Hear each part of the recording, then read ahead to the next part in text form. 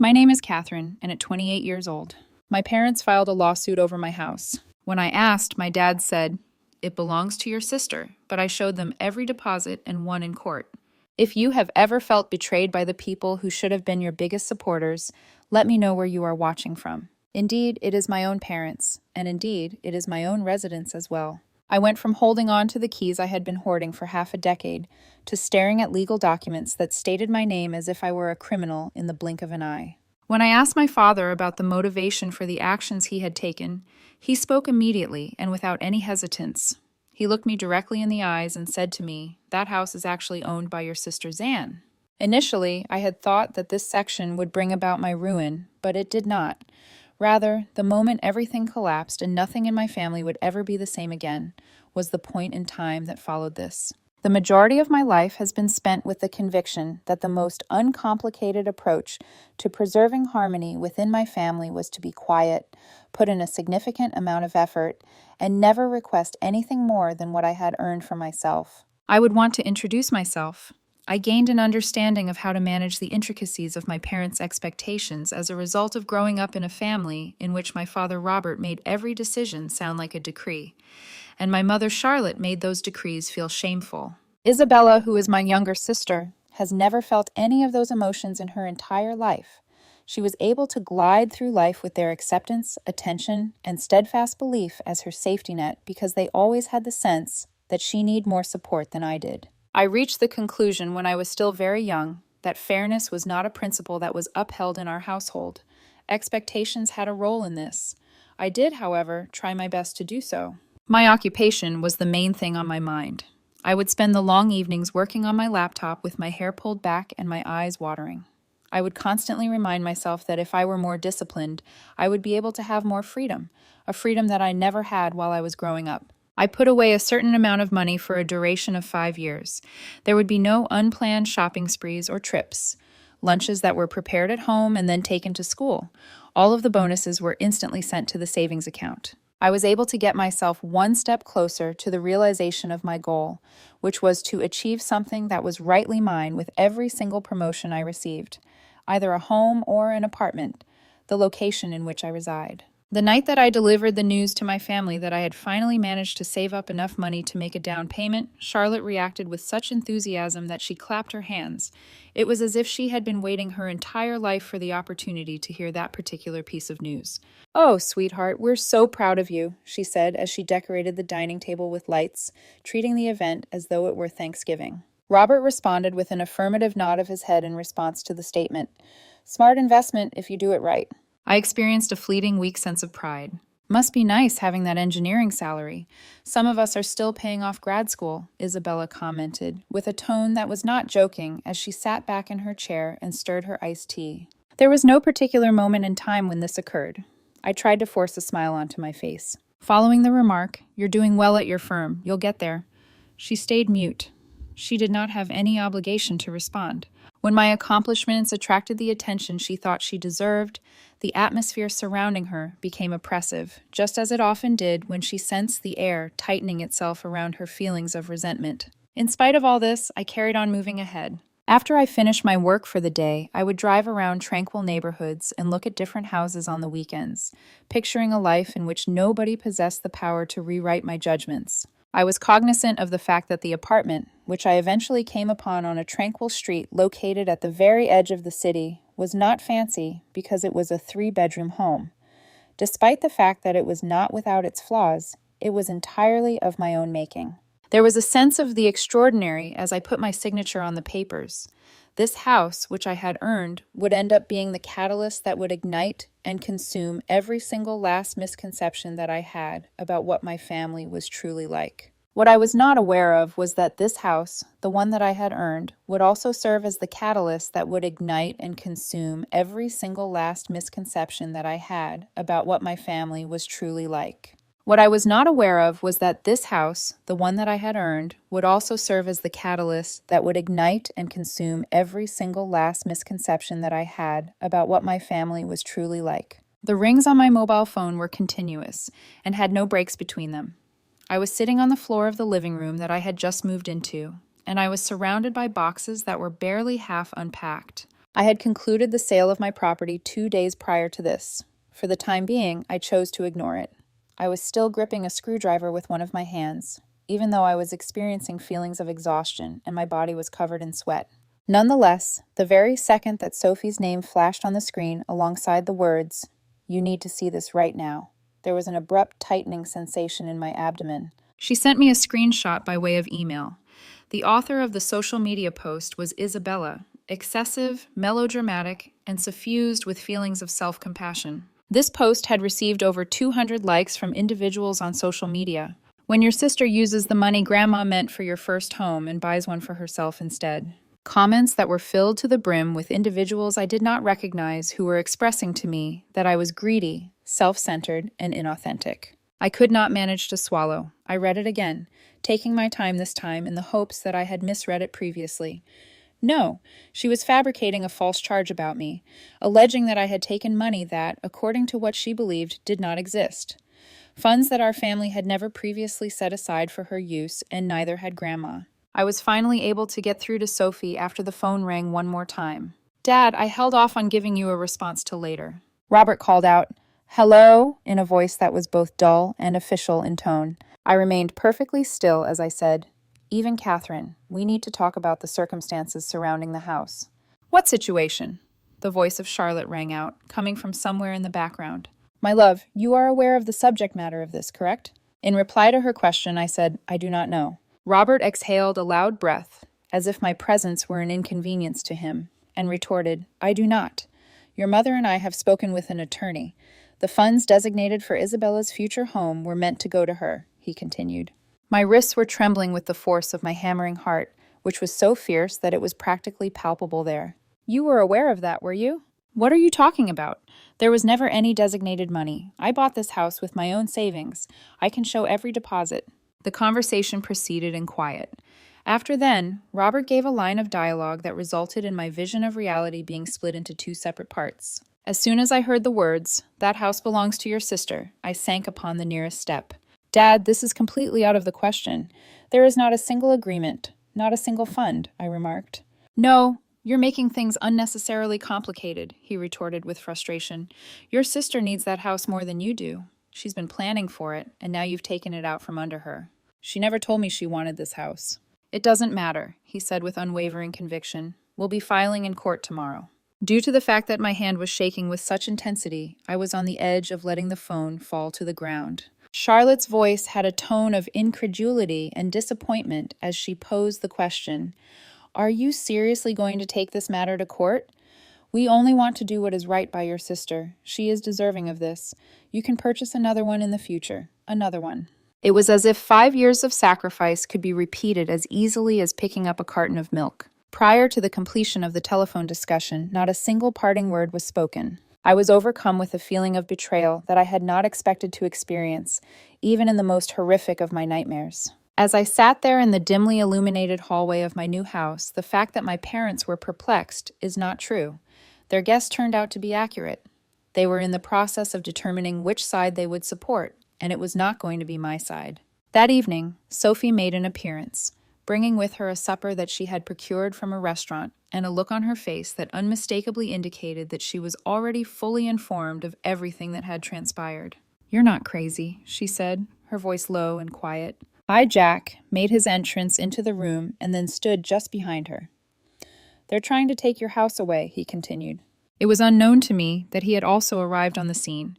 He folded his arms on his own. That night, I was unable to fall asleep. I had to inform Catherine that she needed to prepare herself because her family was about to engage in a legal fight and that they were not bluffing. With a cup of cold tea in my hand, I was seated at the kitchen counter of Sophie's apartment, gazing off into the distance as the place buzzed with activity all around me. The effects of the shock had not yet worn off. It had undergone a transformation into something that was of greater significance, and as a result, my chest was experiencing an unpleasant sensation of constriction. Sophie took the seat that was right across from where I was sitting, and she leaned her elbows up on the counter. "You are not leaving this place," she said in a tone that left no room for dispute. I did not argue with the assertion that followed. "You shouldn't be alone in that house right now. I did not have the ability to do it." With a folder tucked underneath his arm, Jack was spotted returning the following morning. He said, "You're going to need to see a specialist, someone who handles property claims and inheritance disputes." He handed the information over to me while he was speaking. "The best person I know for that is Grace Langston," he said. I gave him a blink in order to respond. "There is no problem with inheritance," he said with a smile that did not include any humor at all. "Your parents are attempting to bring about an issue concerning inheritance." On the afternoon that followed, Grace arrived at her office to meet up with us. Her office was furnished with glass walls and soft lighting, and everything inside was organized and positioned with the same precision that she herself exhibited. While I provided her with an exhaustive description of all of the events that had transpired, such as Robert's threat and Isabella's post, she sat there in silence. Once I had completed what I had been doing, she took a seat and leaned back. She expressed her opinion. "Their claim sounds fabricated, but weak cases can still create damage if not handled properly. We'll need statements, payment records, anything showing your house was bought strictly from earned income." I made the statement. "The whole thing is in my possession." Grace tapped her pen as she listened to her companion say, "Every transfer, every savings log," and then nodded her head in agreement. "That's good," was her response. After hours of not being able to catch my breath, I eventually succeeded in returning to a consistent rhythm. At this point, we are in need of witness statements. Who was aware that the inheritance was equally divided? "My Aunt Victoria and my Uncle Thomas," she said with a great deal of excitement. "You must get in touch with them." In response to the second time the phone had rang, Thomas replied, "It is imperative that we obtain their statements as quickly as possible." Following that, I addressed him and said, "Catherine, my darling, I heard that something was happening." He didn't even pause for a moment when I explained the situation to him. In reply, he stated, "Your grandmother would be absolutely livid. I'll sign whatever you need." In contrast, the reaction that was exhibited by Aunt Victoria was comparatively restrained, but it was also considerably more significant. She continued by saying, "I was always worried that this might come to pass. Your father, he asked your grandparents to change the will to give more to Isabella. They refused. He never accepted that." She paused slightly before continuing to speak. "I'll testify if you need me," I responded to you. Little by little, the truth started to take on a shape that I was finally able to discern. This was by no means an event that happened on its own. I was not the center of attention in this particular circumstance. It was the outcome of a series of years in which unstated expectations were nurtured. Years of Isabella being promised things that would never be hers. On the other hand, 2 nights after that event, the most terrible thing happened. While we were making our way to my residence so that Sophie and I could collect the remainder of my possessions, we observed that there was an object on the porch that appeared to be moving. An individual was shaking the door handle. The given name, Isabella, is a female name that translates to devoted to God. She was attempting to place a key in a lock, and this key was one that I had never given to her before. "What are you doing?" I shouted at you. She took a step back in astonishment and let out a gasp. "I thought I could just look around by breaking in. It's going to be my house anyway," she stated with a sense of frustration. The moment in question was responsible for the transformation of everything. Grace made reference to it as nothing more than an attempted unauthorized entry, evidence or information in the form of documents or other materials that provide support. And out of nowhere, the fear that I had been wading through transformed into something that was more stable, something that had a bite to it. If they wanted to engage in a legal struggle, then they had the right to do so. A solitary one would be theirs to keep. The smell of a strong disinfectant perfume that reminded one of the smell of aged paper was everywhere in the courtroom. It does not emit any type of comforting sensation. As I was walking along Grace in the corridor, it felt as though the walls were vibrating with each individual pulse of my heart. I was able to clearly sense each one of these beats. I was trembling, and my breathing was uneven and inconsistent. I was no longer afraid by the prospect of losing the house. I was not willing to face the individuals who raised me and acknowledge the fact that they had changed and were no longer the same people I had known in my memory. Robert, Charlotte, and Isabella were already seated on seats at the plaintiff's table when we entered into the room. Robert made an adjustment to the way he was standing the moment his eyes locked with mine, doing so as if he were preparing to fight in combat. Charlotte looked away with a mixture of arrogance and an increasing amount of animosity. Isabella gazed at me from my head to my feet. It seems that she was of the opinion that I was responsible for betraying her trust. Grace softly touched my arm with her hand. The moment that Judge Rebecca Lawson entered the chamber, there was an immediate and complete cessation of all sound. She had made the following declaration: "Retain your composure. Bear in mind that our purpose here is not to combat emotions. Rather, our goal is to present facts. She possesses a personality that will make you sit up straight in your seat without even thinking about it, displaying an attitude that is both confident and composed, and refusing to entertain any nonsense before it even has the opportunity to arise. She gave the directive, "Let's get started." Philip Carter, who is the lawyer for my parents, was the first person to come up and begin. Your Honor, this case concerns a verbal family agreement regarding inheritance distribution, an agreement that Miss Catherine violated when she purchased a property using funds intended for her sister Isabella. When I heard the phrase verbal agreement, I felt an uncomfortable sensation in my stomach. He continued on by saying, "We maintain that Isabella was the intended recipient of the house that Miss Catherine purchased, and this is based on the long-standing discussions that have taken place within the family." Grace remained motionless and did not respond in any way to what had just been said. She waited patiently for him to stand up once he had settled into his seat. When he did stand up, she too rose with a sense of assurance, as though she were holding a royal flush. "Your Honor," she began with her opening statement, "the plaintiffs claim a verbal agreement that has no witnesses, no documentation, and no mention in the legally executed will of the deceased grandparents. Meanwhile, the defendant has provided detailed payment records confirming that every dollar used to purchase her home came from 5 years of earned income." Judge Lawson gave a sign of approval by nodding. It was Philip who made the request for Robert to take his place at the witness stand. He was the very first individual to accomplish such feat. My father rose to his feet, took a big breath, and turned to face the courtroom. He looked like a man who had finally been given the acknowledgement that he had been anticipating all along. My mother has always had the desire to provide assistance to Isabella in the process of obtaining her first home, as evidenced by the statements that he made. I clenched my jaw as I spoke the words. It was understood. Catherine was aware of this fact. Grace placed her hand on my arm, and this helped me to feel more centered. Philip's second witness to take the stand was someone by the name of Charlotte. She was able to get her voice to tremble just the right amount, so that it seemed as though she had compassion for the circumstances in which she found herself. "We do not have any intention of causing Catherine any sort of distress," she said in a soft voice. She went on to say, "What we want is to get the commitment that was given to Isabella." His response was, "A promise, just another word that does not have any sort of vertebral column." Isabella was the next person to be called upon to step up to the front. Following a shaky inhalation, she made an effort to smooth out the creases in her skirt. "Show what you are capable of. Exercise caution. For a number of years, I have been putting money aside," she replied. "Nevertheless, I do not earn as much as Catherine does." I believed. I had believed that she was aware that the house was intended for me, Philip said as he placed a comforting hand on her shoulder while she made her way down the stairs. It is a fact that he did that. Grace was the next person to have her turn after that. She stood there with a straight spine and piercing gaze. "Your Honor, we would like to call our first witness, Thomas Langston." With a cool and dignified demeanor, Thomas, the uncle, entered the room in a way that was appropriate for a person who did not feel the need to prove anything to anyone. He stood up in the witness box and delivered his testimony in a clear and expressive manner. Philip tried to challenge him, but Thomas refused to adjust his stance on the matter. No special promises, no conditions were present. I was present in the room when it was read. The will was divided evenly. After that, Aunt Victoria showed up.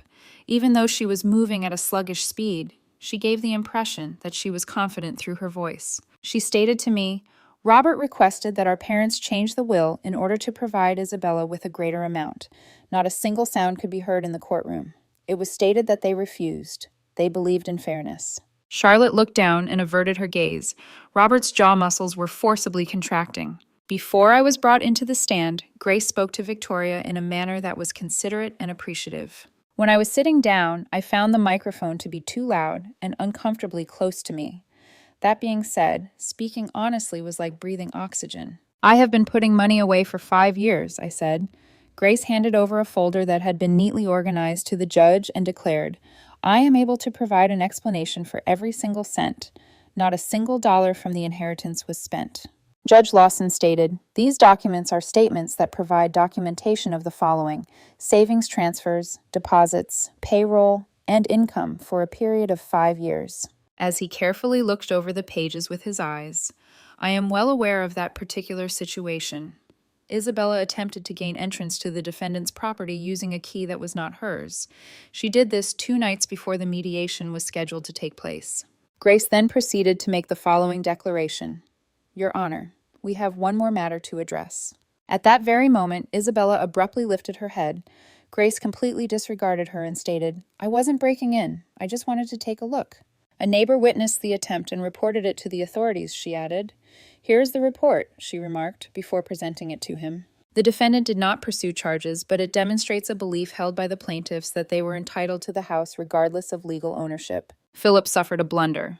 That has nothing whatsoever to do with the matter at hand, Grace said in a calm tone of voice. Judge Lawson raised her hand and remarked on the core of this case. As a result of the intensity of her gaze, the mood in the courtroom grew quiet and subdued. She responded by saying, I have gone over the material. The will was equal. There was no evidence of any financial arrangement assigning funds specifically to Isabella, and the defendant's purchase was made entirely from her own earnings. She took a pause for a brief period, letting the air become increasingly thick. Isabella's face became as pale as chalk as she heard the comment. With regard to the attempted entry, that escalation is extremely troubling. After Judge Lawson made the declaration, I hereby dismiss the case in its entirety. She gave the gavel a forceful bang. When she made this announcement, her voice did not shake or waver. The plaintiffs are barred from refiling these claims. I had the sensation of a burden that had been sitting on my chest for months that's suddenly being removed from me. What I was experiencing was not a feeling of relaxation.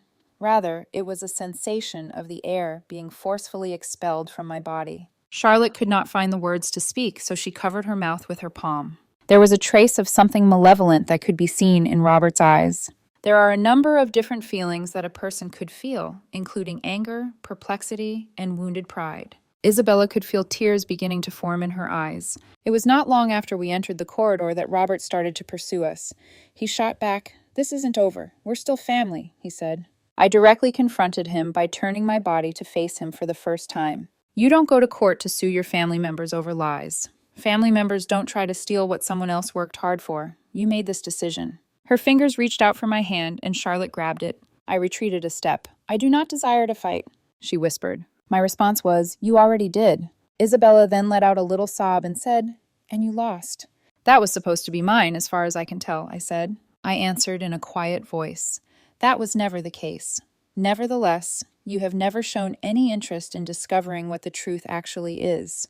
All you wanted was to get everything that was promised to you. It was the first time that she seemed to be unsure of herself, almost as if she was defenseless. Grace walked up and took her position next to me. We have nothing more to do in this place, she announced in a voice that was unperturbed.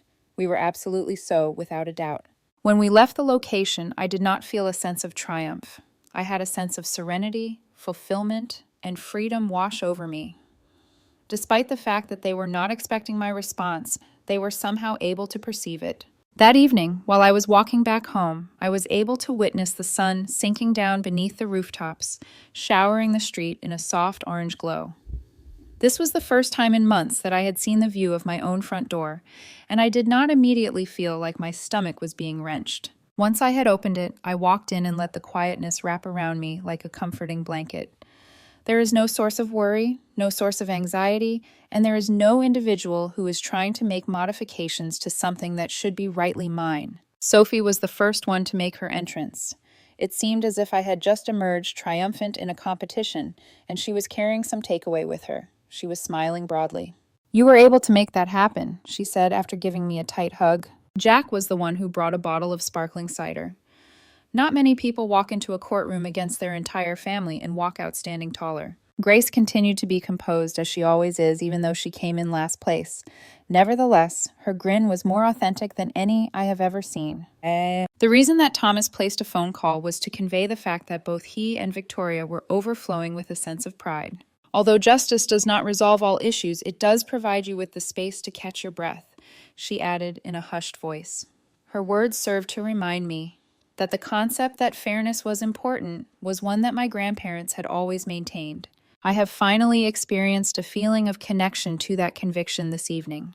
Not simply because of the fact that we are related by blood, but also because of the fact that we made the decision to be together. I walked leisurely across the living room, touch the smooth surface of the table that I had just polished, and open the windows so that the fresh air of the night might enter the room. This house did not feel like it was simply a purchase anymore.